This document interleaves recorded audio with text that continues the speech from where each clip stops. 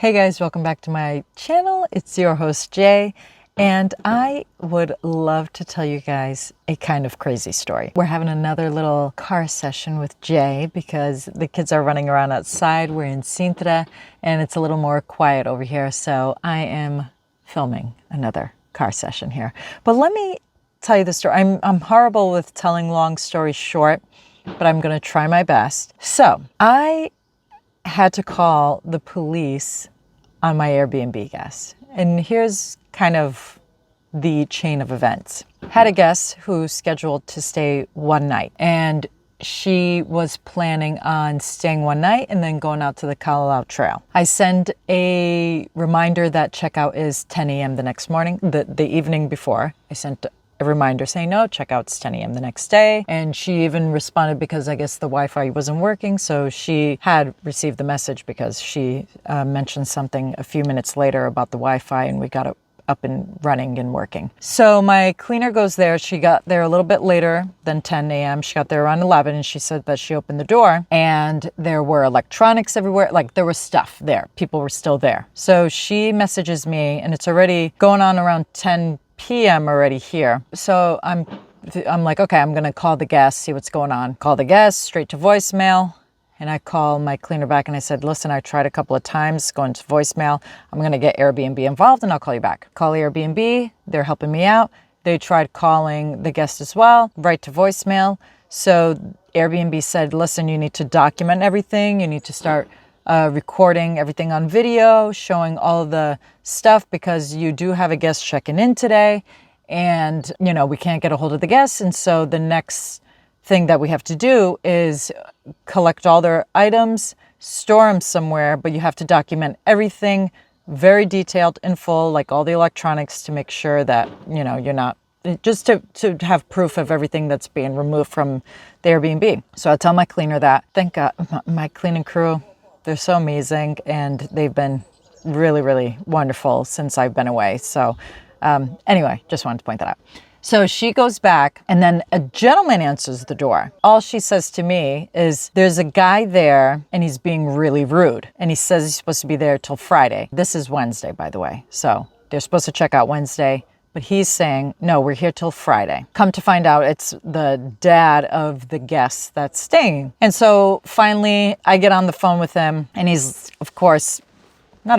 but he's super, super rude to me. I understand the initial state of shock, okay? And 100%, like if it was one of my kids, my parents, or whomever did this booking, I would probably be, the same exact thing. Someone comes to my door and saying, listen, this is incorrect. You need to leave now. Like this is when you're supposed to check out. And in the beginning, I would probably be maybe not the most friendly. Not the way to handle things, but, I think a lot of people would just be in almost like a state of shock. And so that's how you maybe react. Anyway, so we'll call him Jerry for the sake of privacy and for this conversation. So I'm like, listen, Jerry, I understand you're upset, but here's the deal. Your daughter booked for a single night. I have someone checking in at 3, and it's already past noon now. I need you to leave the premises because now you're staying there illegally. And he's like, I'll pay extra, blah, blah, blah. And I go, listen, I'm glad that you'd pay extra. I don't have any other places available right now, and I have someone checking in. It's just not possible. And I quote his response, you know what? I'm not going anywhere. My daughter does not make mistakes. Yeah, my father probably doesn't think I make mistakes either, but I didn't say this. But in my mind, I'm thinking, my father 100% thinks I'm this angel, would never make mistakes. Hate to break it to the world, like, we're human. People make mistakes. So I tell him, I go, listen, Jerry, I'm going to call Airbnb on 3-way so they can explain it to you as well. I call Airbnb. I call Jerry back. And Jerry is not friendly to Airbnb as well. So he's like flipping out on Airbnb. And Airbnb is like, Jerry, we are confirming the host is correct. Your daughter booked for a single night. We have confirmation here. And he's like, I'm not going anywhere. You guys are wrong. You made the mistake, blah, blah, blah. And so Airbnb is like, Jerry, here's our options. You're either gonna, I hate to say it, but you're gonna have to like pack your stuff and go, or we're gonna have to do this the hard way, and the host is gonna have to, move forward with a way to remove you from the premise because you are now there illegally. And so Airbnb says, now it's in your hands for me, right? He's like, it's in your hands. You do what you want for the next steps. So now it's just me and Jerry back on the phone. And I said, Jerry, I'm going to have to call the police. You are there illegally. And he goes, you need to send me a notice to vacate, to exit the property. I said, I'm going to send you confirmation of the reservation, the receipt right now. So I forward him the email. His response was basically like he wouldn't even believe the documentation that I sent him. I'm not going anywhere. I can't get in touch with my daughter. She's on the Colorado Trail. I'm not going anywhere. I said, Jerry, I want you to understand the notice to vacate that you're asking for is here on the paper. May 30th, checkout time, 10 a.m. That's your notice to vacate. This is not a long-term renting situation. You paid to stay. Your daughter paid to stay. On top of it, this is like not even between him and me because he is not the name on the receipt, right? This is between myself, daughter, and Airbnb, but I'm dealing with it anyway. So I said, that is your notice to vacate. You're staying at my place illegally, and I do not want to get the police involved. This is crazy. I am sending you confirmation, like black and white.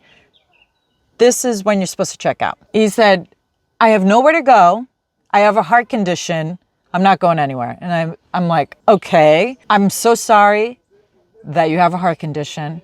I'm sorry that your daughter made a mistake, which you do not want to accept, and he said, one of you made a mistake and I'm sure it's not my daughter. Okay, whatever. So we're going back and forth. Like he just is in total denial, which is fine, whatever. So I said, Jerry, I'm going to hang up now. And I'm literally about to call the police. Like, I cannot believe, like, this is now your choice. Am I calling the police or are you going to leave willingly? No, he's not leaving. I call the police. The police were very wonderful.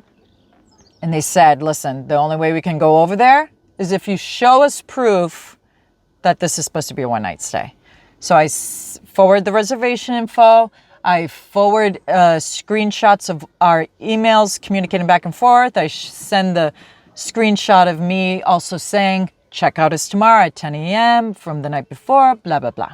Because the police literally said, I cannot do anything without proof that this is what's happening. I get back on the phone with Jerry, and Jerry is just arguing with me, and, we're going back and forth. He was so incredibly rude. It was kind of horrible. And I felt even worse for my cleaning woman who was kind of in the middle of this, helping me out. And he's being super rude to her, which was pissing me off, but whatever. So then the funniest part of this story is knock, knock, knock.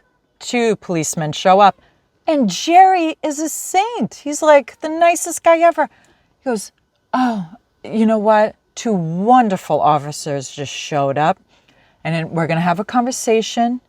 And I guess I'm going to have to accept this documentation that you sent, but let me talk to the officers. So he hangs up. Not even 10 minutes later, my cleaning lady calls me back, and she was telling me, she goes, yeah, his attitude toward the police officers were super sweet and angelic, and he was very kind to them.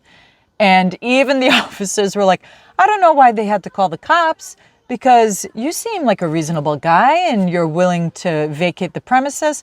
So the police wait there, and Jerry collects all his things, and the police wait until Jerry feels like he's collected all of his stuff to vacate the property, to make sure there's nothing left behind. And then I have the cleaning lady change the code and everything and make sure that also there's nothing left behind. And she said, no, I'm eyewitness. There was like nothing left behind. Then Jerry, maybe like an hour after all this, emails me. And I'm thinking, oh, he's going to email me an apology. Oh, no, he did not email me an apology. He wrote in his email, I just want to follow up that you made me leave your unit against my will made me move all my possessions. I was supposed to be there until Friday. I mean, this whole email explaining all this. And I responded, I actually thought this was going to be an email of apology, whatever. My email was very long and just explaining also exactly what happened with, again, a follow-up of the documentation just to say, this is our proof. It was one night. So I'm thinking, okay, once the guest gets off this Colorado trail, everything's going to be fine and he's going to understand. No. So the daughter gets off the Colorado trail yesterday and it's about 11:30 and I get this call and I see that it's her because of the last name. We call her Samantha. So Samantha calls me. I didn't answer because the kids are sleeping right in the other room and I didn't want to wake them up. So then she texts me. Oh, of course, the gardening's going to be happening now. So sorry if you hear that in the background. Let me close this door because of the noise. She goes, why did you evict my father? You made him leave against his will and you are in the wrong. We booked for those 3 nights. Blah, blah, blah, blah, blah. So I screenshot for her as well in the text message. I said, listen, this is between you and Airbnb now because I did everything on my part as a host, followed all the rules. I even asked Airbnb's steps to move forward to make sure I did everything correctly, legally, whatever. I sent her the screenshot of the thing that said 1 night stay. I even told her the total price and she goes, no, that was for 3 nights. So then I screenshot another thing that was even more detailed saying, no, that was for 1 night plus the cleaning fee plus the property use taxes, Airbnb service fee, all that stuff that added up to that. What's hysterical? She sent a text saying, I don't know what happened. It was supposed to be for 3 nights, but yeah, shows 1 night. And then like a second later, it says, please disregard that last message. What I think happened was she was trying to send that to someone else in her party, probably the dad or whomever, and accidentally sent that to me because then she said, disregard that last message. Like, I'm going to just pretend I didn't just read that. So she sent me, maybe unwillingly, proof that, yes, she knew that she effed up and it was 1 night. And then she said, we'll be by in an hour to collect our stuff. And I said, do not come by. Your father took everything. The police made sure to confirm that everything was taken out when your father left. They waited until he said, yes, that's everything. And my cleaning crew already cleaned it and I have new guests in there. Do not go by. She didn't respond. But I, of course, sent my message to the cleaning crew and said, hey, listen, if she comes by, do not let her in because I kind of gave a little bit of a white lie. I had people checking out that day, but I didn't know exactly what time she was going to be swinging by. It was already like 1:30 Hawaii time and I had people checking in at 3. So whatever. I said that there were guests already there, which could have been a possibility if she wasn't there exactly an hour later. But whatever. It doesn't even matter. I said guests were there and that was that. My cleaning crew was still there, I guess, when she showed up. She said, yeah, the host told me to come by to collect my stuff. And my cleaner was like, she must not think we talk because she said you actually specifically told her to come by to collect her stuff.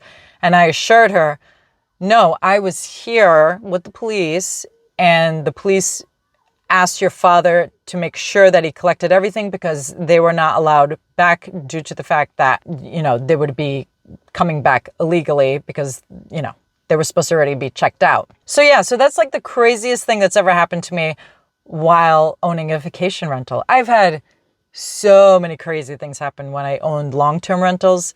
I had tenants try to burn the place to the ground because they were getting evicted. I had them carve and destroy the whole place because of getting evicted. I mean, I have more than enough stories to cover my long-term renting history, but I've never had anything like that. I've had people like accidentally stay a little longer than they should. Like, oh, I thought checkout was this time. And I'm like, you know, here, I just showed you that this is the checkout time the night before I confirmed, which I always do. But nothing ever like this. Nothing with the fact that I showed the dad the proof that this was a one-night stay. The fact that Airbnb got involved and called and also said, this is a one-night stay. I mean, there was, the police wouldn't have gone over without proof that this was a one-night stay. It was just so crazy that the father was so incredibly rude. Then she was on top of it super rude.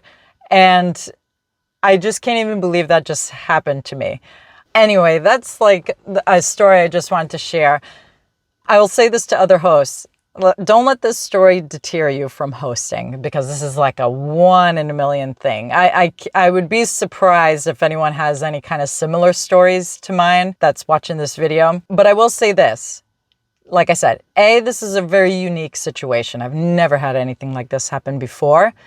And B, if you find yourself in any situation like this, just call Airbnb. They definitely held my hand through the entire process and made sure I took the correct steps and didn't do anything illegal.